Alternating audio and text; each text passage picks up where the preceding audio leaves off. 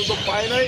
আমরা পৌর প্রশাসকের কাছে আহ্বান জানাবো এই পৌরসভাটা যেন আরও অবহেলিত না থাকে, এখানে যেন সরকারি বাজেট যা আসে তার শতভাগ ব্যয় যেন এই পৌরসভায় করা হয়।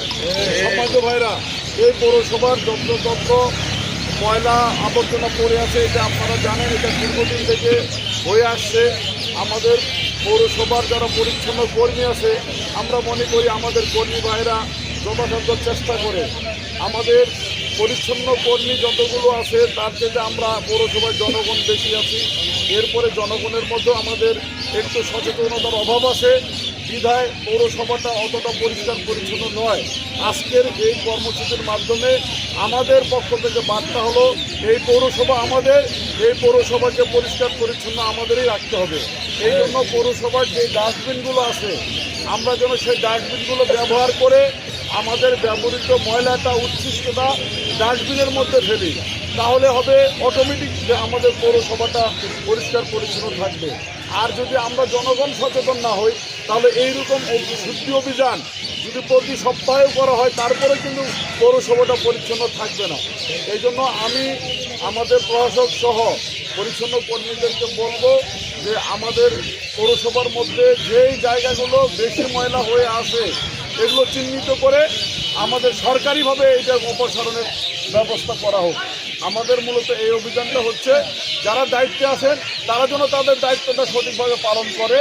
আমরা আজকে পরিষ্কার পরিচ্ছন্নের মাধ্যমে এই যাত্রাটা শুরু করতে চাই। সম্মানিত ভাইরা, পরিশেষে আমরা আমাদের যারা এখানে অংশগ্রহণ করেছেন আজকের এই পরিচ্ছন্ন অভিযানে, আমরা তাদেরকে বাংলাদেশ শ্রমিক কল্যাণ ফেডারেশন পঞ্চগড় জেলা শাখার পক্ষ থেকে ধন্যবাদ জানাচ্ছি এবং শ্রমিক নেতৃবৃন্দ সহ বাংলাদেশ জামাত ইসলামী নেতৃবৃন্দ এই অভিযানে থাকছেন। এটা আমরা মনে করি যে এটা আমাদের জন্য একটা অনেক বড় পাওয়া, যে সাধারণত মানুষ আইসি জীবনযাপন করে, নিজেদেরকে মানে পরিচ্ছন্ন কর্মীর মতো কাজে লাগাতে চায় না। বিশেষ করে আমরা আমাদের দেশে একটা ভুল ধারণা আছে যে পরিচ্ছন্ন কর্মীদেরকে আমরা একটু ছোট চোখে দেখি, যে এই কাজগুলো তো আমরা সাধারণ মানুষের না। কিন্তু আপনারা দেখবেন যে বাংলাদেশে যখন আন্তর্জাতিক মানে খেলাধুলা হয় আমরা সেইখানে দেখতে পেয়েছি জাপানিজ নাগরিকরা খেলা শেষে স্টেডিয়াম পরিষ্কার করে দিয়েছে, ঠিক কিনা?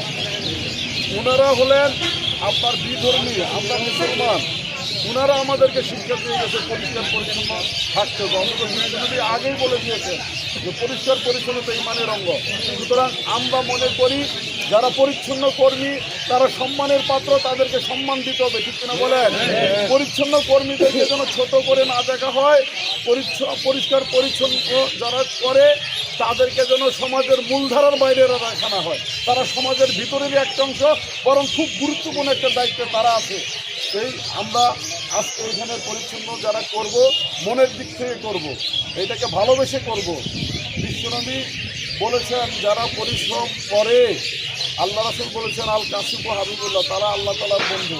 আসুন আমরা পরিষ্কার পরিচ্ছন্নের মাধ্যমে পরিশ্রমের মাধ্যমে আমরা দেবুজ পৌরসভা করি, আমরা বাংলাদেশকে গড়ে আমরা আল্লাহ তাআলার প্রিয় পাত্র হই। এই আহ্বান দেখে দোয়া কামনা করে আপনাদেরকে ধন্যবাদ জানিয়ে কথা শেষ করলাম। আসসালামু আলাইকুম ওয়া রাহমাতুল্লাহি ওয়া বারাকাতুহু।